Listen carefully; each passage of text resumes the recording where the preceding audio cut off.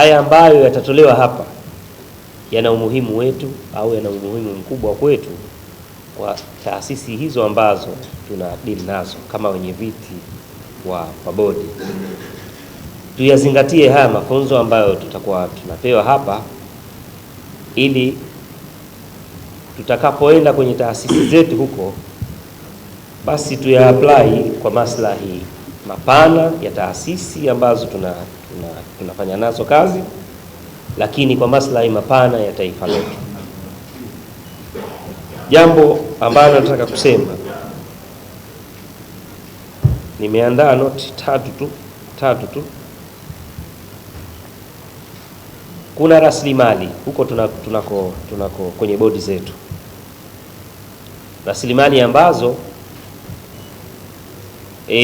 kuna namna ama kuna umuhimu mkubwa wa kusimamia uwajibikaji katika matumizi ya hizo rasilimali zenyewe.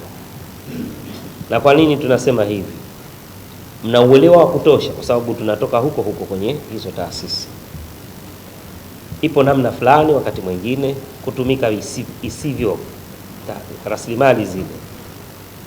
Ni rasilimali za umma, zikitumika kwa maslahi binafsi, manake tunaathiri maslahi mapana ya taifa, maslahi mapana ya umma ambao nao wana mchango mkubwa katika mustakabali wa maendeleo ya taifa letu. Hilo ni moja. Lakini jingine, kuna utaratibu ama utaratibu mnao, lakini tuendeleze ule utaratibu wa kufuatilia utekelezaji wa yale maamuzi ambayo mmeyatoa kama bodi. Kuna maamuzi fulani ambayo pengine bodi imesema tufanye hivi kwa mustakabali mpana wa taasisi, basi tuwe na ule utamaduni wa kufanya follow up katika swala zima la utaratibu huo.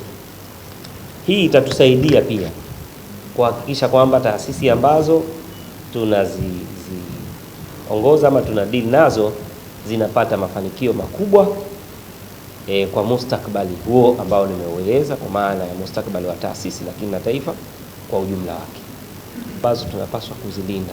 Nyinyi mna nafasi kubwa sana kwa nafasi zenu, na hatujapata jambo ambalo labda pengine hili litakuwa linakwaza sana, na tuwashukuru sana na tuwapongeze sana wenye viti wetu wa bodi. Kwa kusema kweli,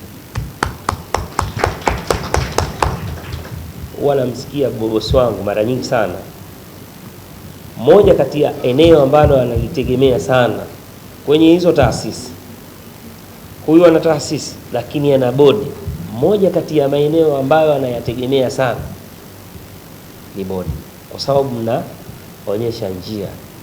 Hakuna utaratibu wa maslahi binafsi katika kuiongoza ile au katika kuziongoza hizi bodi ambazo mnazo. Kwa hiyo siri niwape, lakini msije mkasema kama ninaitoa hadharani. Anawategemea sana, na anawategemea kwa sababu mnachokitenda ni kile ambacho mnapaswa kukitenda kwa maslahi yetu kwa ujumla wake. Kwa hiyo mimi niwatie moyo, lakini pia tuendelee kuwa na ushirikiano na hizi taasisi zetu ambazo tunaziongoza. Hayo yote nadhani yatakuwa yana uwepesi sana ikiwa haya tutaendelea nayo. Nimtambua mwenyekiti wa bodi. Mimi na mwenyekiti wa bodi ni watu ambao tumefanya kazi karibu sana. Sasa mimi siwezi nikamuingilia, lakini mimi namsimamia. Kwa mujibu wa sheria mimi namsimamia, na kwa mambo yeye anatakiwa shirikiana na sisi moja kwa moja ili taasisi yake ipate kwenda katika msingi wa utawala bora. Kwa ndugu mwandishi na ndugu wasikilizaji na watazamaji, sisi sheria yetu ina vitu vingi sana. Sheria hii ina maeneo mawili makuu. Kiachana mbali za umma, pia ina taasisi za umma, lakini karibuni Mheshimiwa Rais ameridhia kwamba kwa sasa hivi ndivyo sasa hivi sheria iko inasimamia taasisi za uwekezaji, lakini kwa mujibu wa nidhamu Mheshimiwa Rais alikuwa kwa maandishi sasa hivi hazina taasisi zote za bodi na baraza. Sasa kuna mambo mengi ambayo sisi kama taasisi tunafanya kazi nao, moja ikiwa kwa mfano ambao upo na ni mashahidi ni kuanza kitabu cha kazi. Mimi naweza nikafunga mkataba na mwenyekiti wa bodi na kumtathmini mwenyekiti wa bodi na bodi yake pia.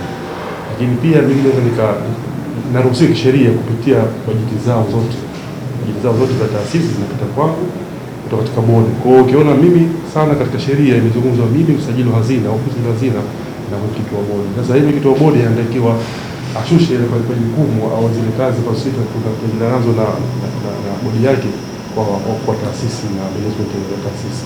Sasa